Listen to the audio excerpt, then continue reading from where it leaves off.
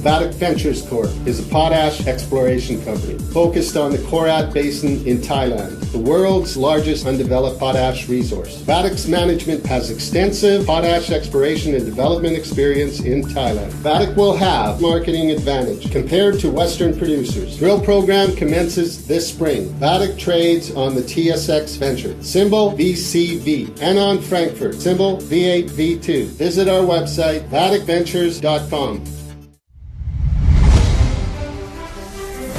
Welcome to the Goddard Report. Comments made on the Goddard Report and TalkDigitalNetwork.com are an expression of opinion only.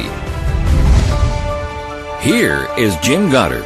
My guest is Kris Sims, BC Director of the Canadian Taxpayers Federation. Welcome back to the show, Kris. Thank you so much for having me on.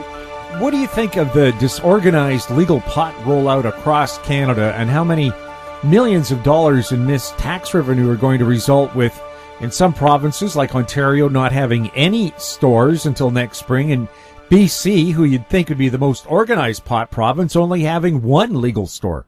Just add government. You know, it's one of those things where you take a look at it, and the Prime Minister spoke very clearly during his election campaign that he didn't want to see decriminalized cannabis. He wanted to see legalized cannabis. Even when he made the impromptu announcement there that's been played over and over again, even then he said, regulate it and tax it. It was some of the first words out of his mouth. And so we've seen this coming down the pipe, no pun intended, for a long time now, and you'd hope that they would have been a bit more organized. And so for British Columbia, which has been known around the world now for our BC bud for decades in many cases, to only have one physical brick-and-mortar store, and it's up in Kamloops, ready to go on the day it gets legalized, it's a big missed opportunity, frankly, when it comes to sales, when it comes to taxes, and when it comes to a good rollout. Now, from what I can read, the city of Kamloops did it the right way. They said, you know what, don't fix what's not broke. They said if you want to be a cannabis selling store in the legal realm of things, we're going to regulate you exactly like a liquor store. So for distance from where children gather, from your opening hours, from your staffing hours, all the other stuff, we're going to treat you exactly like a liquor store. And voila, it's opened up right next to a liquor store, actually physically in an old dollar store location in a strip mall. And so other municipalities could have simply done the same thing. Now, I know some municipalities throughout British Columbia will have a different voter demographic, I'll put it that way. Some municipalities are a little bit more on the baby boomer retiree side of things. Some of them might have a bit more concerns when it comes to legalized cannabis, so they might be a bit slower. I know that certain cultural communities might have a bit more of a problem with having legalized cannabis in their neighborhoods. And so there has to be a good balancing act of respecting neighborhoods, respecting local governments, but also just making sense. And that's where I think this provincial government has really kind of missed the mark here. Because in places like Vancouver, and to a lesser extent in Victoria, we've had quote-unquote dispensaries now for years. Now, many people who use those dispensaries do have a legitimate medical reason for doing so, but they're also staffed by people who by now are experts in explaining the effects of different types of cannabinoids. And it's a strange situation to see dispensaries that are dotted up and down the streets of Vancouver who have been operating in kind of a gray zone now for years, not automatically have been brought on stream through the application process to become legit legal cannabis distributors. That should have been something that happened when the clock struck 12 on the day it became legal. It shouldn't be something that these businesses are scrambling to do and then waiting more than a year in some cases for their application to be seen. And so, yeah, I think the launch could have gone a little bit smoother. We should have more than one brick and mortar store in British Columbia of all places. You know, that's kind of like California only having one store where you can buy a Mickey Mouse hat. That's just not the case. British Columbia has been known around the world now for cannabis and for different forms of cannabinoids. We should have had more than one store open. But I'm hearing also that across Canada they've had a few bumps and burps along the way. We know it's not going to be perfect, but man, you got to think you're missing out on a lot of tax generation there. Well, do we have any idea how many taxes or how much tax we're missing out? Because Stats Canada did roll out some numbers about how much tax revenue it expected legal pot to generate in the last quarter of the year. That's a great question, and so we won't have those numbers firmly, obviously, for a few more weeks until we actually see sales numbers, demand numbers, that sort of thing. But from what I've been hearing, it sounds like if I'm correct, the feds want to keep 60, and I think they're allowing the provinces to keep 40. And from those provincial coffers, how much they will then downstream to the municipalities, who of course need to do the enforcement and the bylaws and the zoning, all those changes, that I think is still to be determined. But if you took, for example, let's just say for argument's sake, that a gram of legal cannabis is sold for, say, $10, okay, and then you add the tax onto that, you'd have to be able to see how much money we take from that. And so I think in maybe a few months' time, we'll be able to take a look at how much has been sold legally, and then do the math and figure out projection-wise how much we're going to make in the future. But frankly, there seems to be a lot of demand for it, and it's something that's now legal, and really the sky's the limit as far as, taxes that can be taken from this. But the key here, and I think this is really important, and this is something that we pressed with the public safety minister when we met with him on these consultations last year. We said, make sure, yes, you need to tax it, but don't tax it so much that it becomes expensive and too expensive for the legal person to purchase. Don't tax yourself out of the legal market and make it so that smokers and ingesters use the illegal world for their cannabis because they want to buy it tax-free.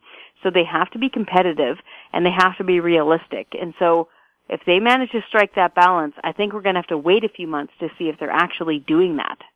If city councils think because they have a lot of senior citizens they'd be against pot, take a look at some of the Washington state pot stores where they have tours come in from senior citizens' homes and they're packed every time. Isn't that neat? And I've heard the same thing actually coming from Colorado. And so while there may be some who, truly have an opposition to this and they go to the ratepayer organization meetings and they go to the city council meetings, we got to keep in mind who the senior citizens are. And some of the older baby boomers are now senior citizens. They're qualifying in that age category. And correct me if I'm wrong, but I think baby boomers might have kind of been into Woodstock. And so I don't think they have the same sort of cultural opposition to legal cannabis, to legal marijuana as, say, the greatest generation, our grandparents and great-grandparents who saved us in the Second World War, perhaps culturally would have carried with them. Now, again, not everybody. There are, of course, those of that generation who support legal cannabis, but generally speaking, you'd think that baby boomers would be more supportive of it based on how they spent their teen years. We'll have more with Kris Sims right after the break. I'm Kelly Jennings, CEO of Powerband Solutions.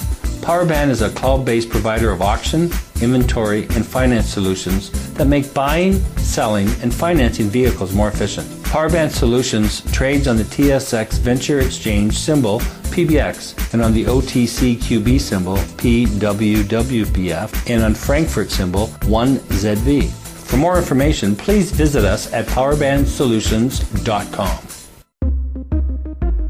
Hi, I'm Douglas Mason, President and CEO of Rainy Mountain Royalty Corp., RMO, on the TSX Venture Exchange. Rainy Mountain Royalty Corp. is a Canadian-based mineral exploration project generator. The company currently holds multiple property interests in Ontario with joint venture partners and is seeking further joint venture partners for other drill-ready properties in our portfolio. For more information, please visit our website at rmroyalty.com or call me at 604-922-2030. Welcome back. We're speaking with Kris Sims. Kris, carbon taxes, very controversial in Canada. BC introduced them 10 years ago, and a new study found it only reduced per capita consumption of gasoline by 3.6%, and that might not even be the reason, maybe just the overall price of gas. Anyway, what's your position on carbon tax? Well, this is something that the Canadian Taxpayers Federation has been fighting since day one. Since the BC government first dreamt this up, since the cap and trade systems were first brought into power here in Canada, we've been fighting this thing tooth and nail because, number one, we know it doesn't work. It doesn't reduce emissions so much so that we will save the environment, quote unquote. And number two, it just is a cash grab. All it becomes is a revenue stream for government.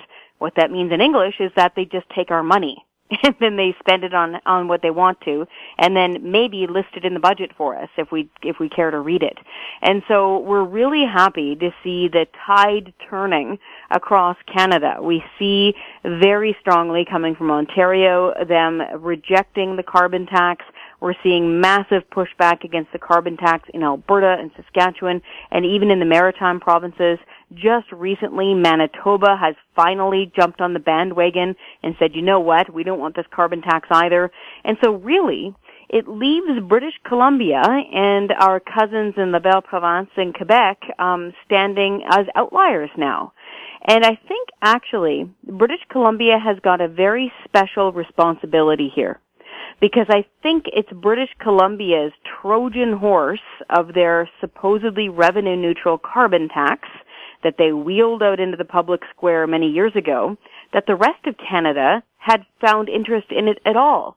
And so I think it is really upon British Columbians, especially our politicians and leaders, to realize the mistake we made and to reverse it. And so frankly, I'm not surprised one bit that is how much gasoline has been reduced by. And frankly, that amount, that could either be a rounding error, that is a margin of error on any political polling that you've ever done. And also, we have to keep in mind that through the beauty of technology and efficiency year over year, it exponentially gets better because that's how humans work when they're able to be free and innovate. Frankly, that could just be through technological innovation with the way our engines work. That doesn't even have anything to do necessarily with the carbon tax. And I'll point to your listeners to the Sierra Club, who said that BC has not reduced their emissions during the time of the carbon tax, and that it's been, quote unquote, a token effort. They call this token. Well, we need to keep in mind how much money this is. They take in billions of dollars a year through the carbon tax, and all they do now is spend it. All it does is go into general revenue. Up until now, up until this new NDP government, they still called it the revenue-neutral carbon tax. And it's a sham. And I want your listeners to know exactly why that's a sham. If you take a look at the older budget document, say from last year, before the NDP was writing the rules, if you take a look at that budget document, on one of the pages, you will see a big frame entitled Revenue Neutral Carbon Tax. Next to that, you will have a line item that says how much money they took in from that year. Okay? It's $1 billion or so, right? Take a look at that number. Within that frame, all they do is scrape together all their tax credits, most of them all from that budget, and stuff it inside that frame. It can be anything from the film tax credit to registering schools as farmland tax credit to home renovation to fitness, you name it. All these tax credits you see on every single provincial and federal budget in Canada, they happen to just stuff them into the carbon tax bubble, and it makes it balance out to zero. And it's a magic trick. And I asked the finance department about it, and they said, oh, this has always just been an accounting exercise. So unless they're giving us a deep and severe discount and a cut in our income tax and calling it revenue neutral, then we could at least have the argument if it's beneficial. But number one, it doesn't work. Number two, all it is a cash grab. And number three, it was never revenue neutral. And I will give the NDP credit where it's due. At least they've dropped that term. They've dropped the term revenue neutral altogether. The little charade is over, and they're simply calling it a tool. I'll tell you what kind of a tool it is. It's a revenue generation tool. And that is why it's really interesting to see the federal government squirm right now, because they've painted themselves into a corner. They said, we need this in order to save the environment. We need this to do our part to stop man-made climate change. Well, very interestingly, the Environment Department, I mean the bureaucrats, right? Not the ones elected, the PERMA government. They gave her, the Minister of the Environment, a briefing document that said, Minister, if we really want to cut our CO2 emissions in Canada, just as Canadians, we're going to have a carbon tax of $300 a ton. For those keeping score, that's almost 10 times what we have right now in BC. So if we need to make a dent in our actual CO2 emissions, we're going to have a $300 carbon tax. And that's where people literally stop buying food that is trucked to them. They stop taking diesel-powered buses and they stop driving their cars. I mean, Canada would grind to a halt. But for argument's sake, a 300 ton. But they didn't do it. So if this is all about reducing CO2 and not about raising money, why haven't they named it a $300 a ton carbon tax? I'll tell you why. Because it's politically unpalatable and that this isn't about saving the environment. It's just revenue generation. If they were serious about, I was going to say, if the carbon tax was about changing behavior, it certainly didn't. 10 years ago, the Honda Civic was the most popular vehicle in Canada. Now it's the Ford 150 pickup. Exactly. And you know what? Those people driving the Ford 150 pickups, a lot of them, they've got to go to work. And they carry tools, they carry supplies, they might have a moving company or a gardening company, you name it, landscaping. You don't do that in a Honda Civic. You usually need to do that in a pickup truck. And what's really interesting is that fuel efficiency gets better each year, even in a pickup truck. And so I find that really interesting that even on the surface, as you point out, like image-wise, they've gone from a Honda Civic to a pickup truck, even with a carbon tax. So yeah, it's not changing behavior. But frankly, from the CTF's position, we understand that it's not going to change behavior. What's going to reduce actual pollution is technological innovation. And we've been doing that year over year. In fact, I bet you that there is not one year to year, if you look on a graph, where we have not improved as far as our pollution levels go. If you take a look at pictures of New York City and Toronto and Los Angeles from the 1970s, the late 70s, the smog and the haze is amazing to see.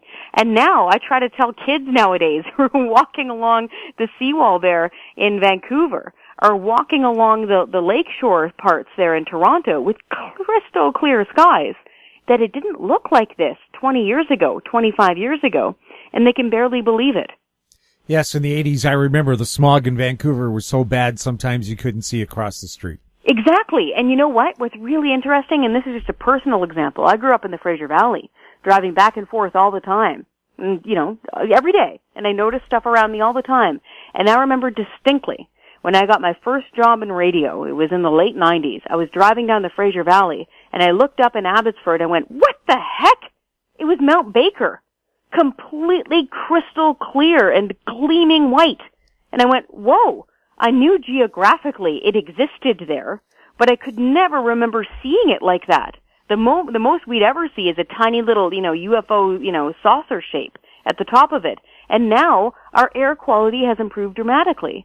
And really, if people want to look back in human history, when it comes to the Industrial Revolution and how people have improved, if you take a look at London, especially, which was, the manufacturing workplace of the world for many generations, if you take a look there during the Industrial Revolution, the clouds of smog were so bad, it blocked the sun.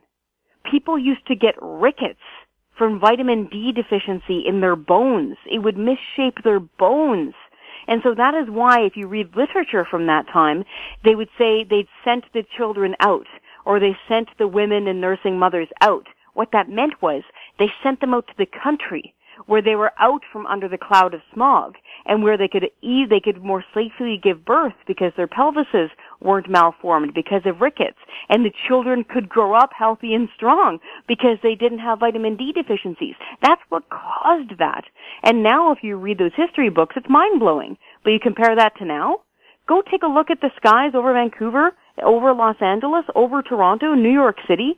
We're getting better and better and better every year. And that is why we really want to tell these big government people with their ideas of carbon taxes that doesn't work. It's innovation that works. And making Canadians poorer won't save the planet. Well, the good thing about good old London back in those days, nobody was getting skin cancer. We'll have more with Kris Sims right after this.